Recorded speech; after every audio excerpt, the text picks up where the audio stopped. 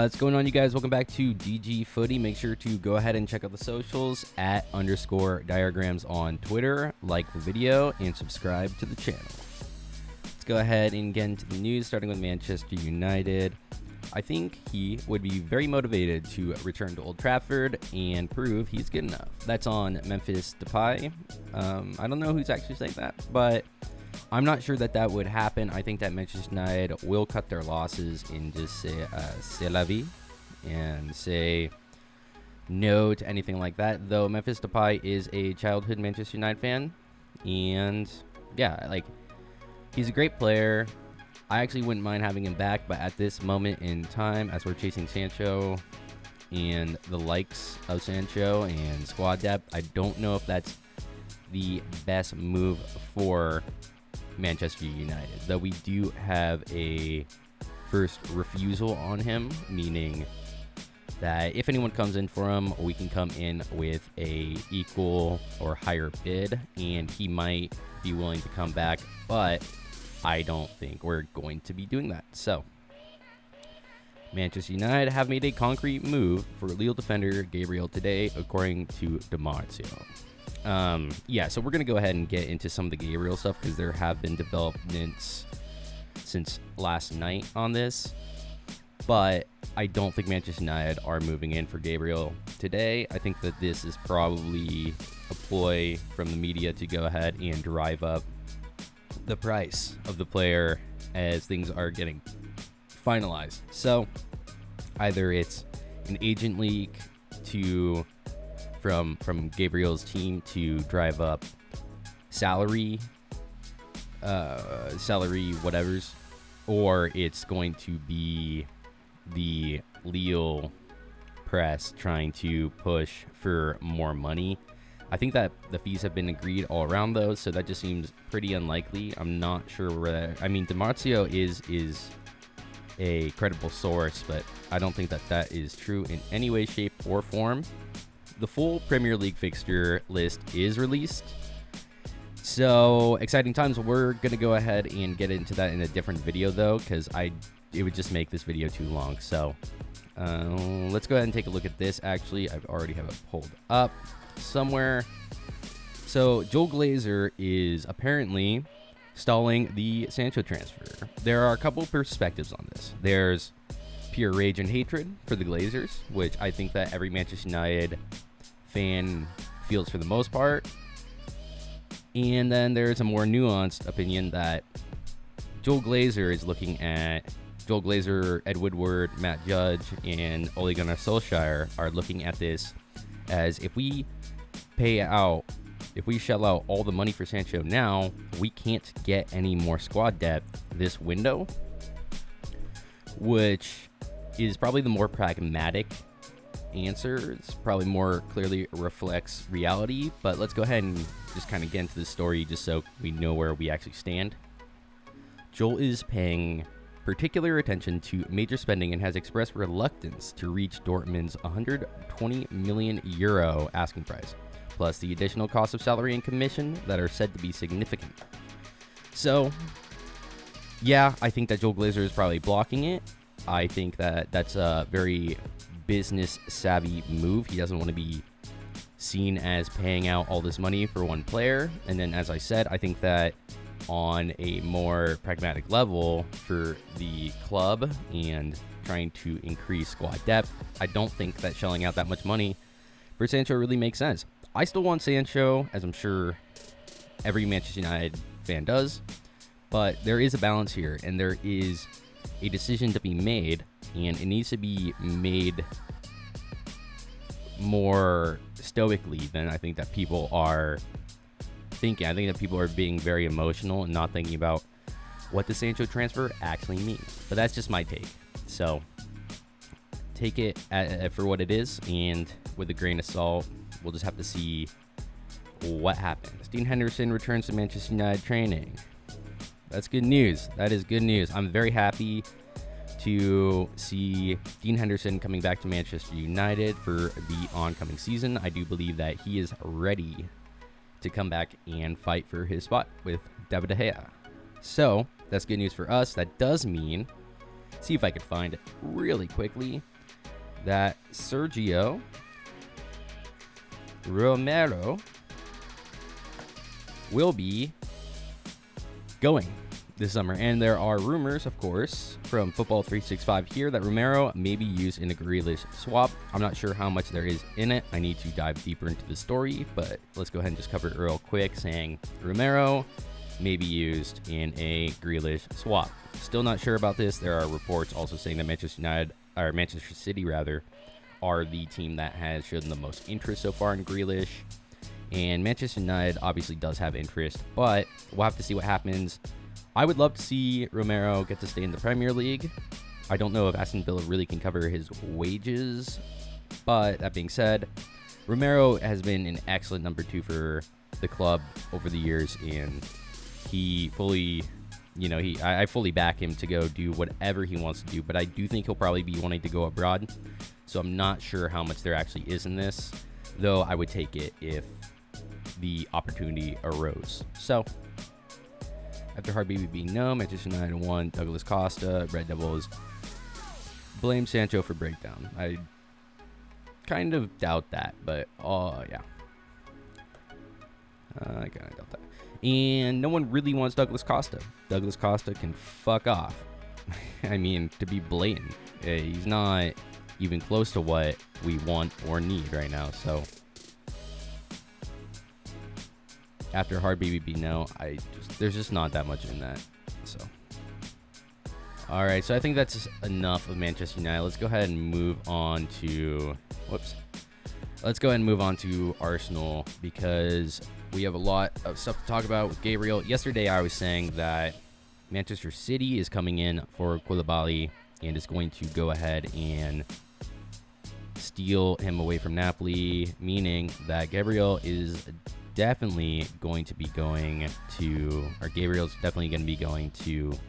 Napoli. He's going to be in Naples next season, but let's go ahead and jump into this, because there did appear to be a 15,000 million euro discrepancy between what Napoli want for Koulibaly and what Manchester City are willing to pay.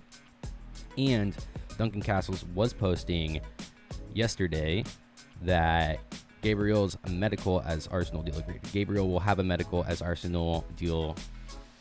It has been agreed, and that was supposed to be today. I'm confused a little bit, because I do trust Castles to be at least mostly reliable, but I'm not seeing that being the thing. And also, keep in mind, even if you do a medical, that does not mean you're going to that club until you officially sign, though let's be fair, it does mean you're very damn close. So, let's go ahead and just kind of look at this story real quick. Manchester United have made it. I've already said I really don't see that happening. I think that's a ploy to get higher wages or a higher price from Lille. Arsenal signed Nicolas Pepe and a hell of a deal. Come on, we're talking about Gabriel. Anyways, anyhow, the story was, the new developments today have been that Gabriel will make his decision within the next day or two, and that came from the Lille president,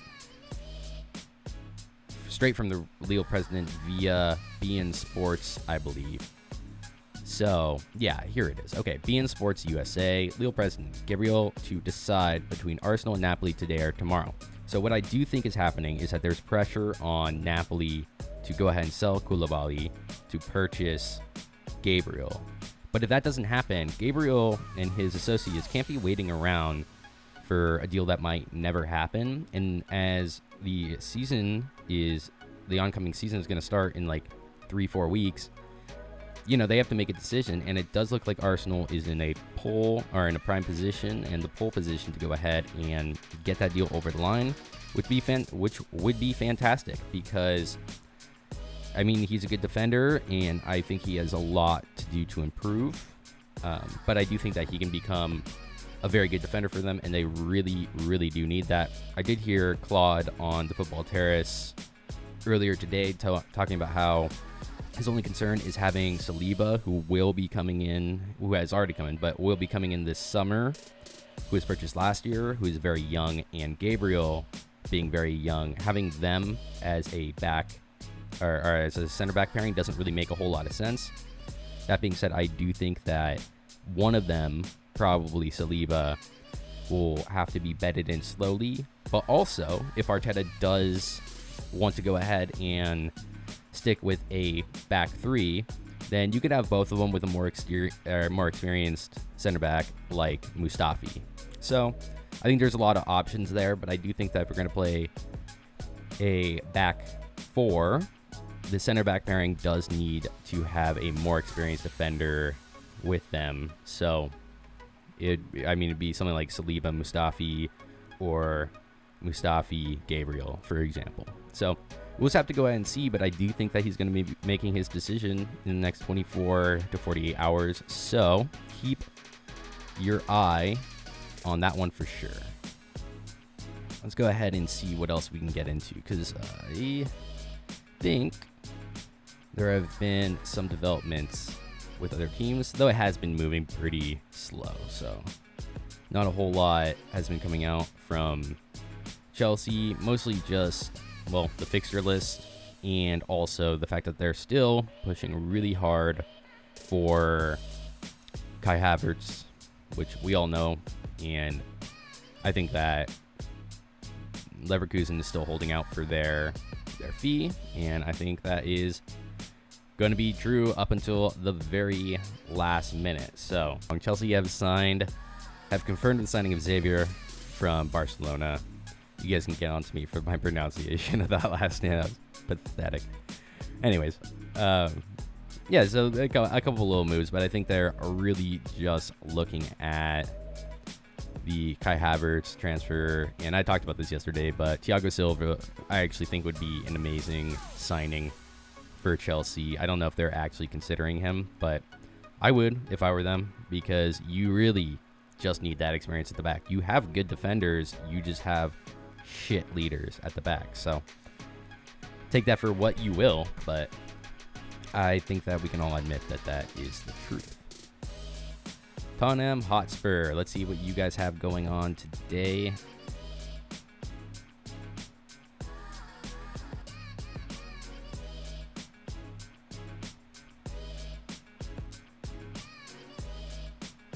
Fucking nothing, Tottenham.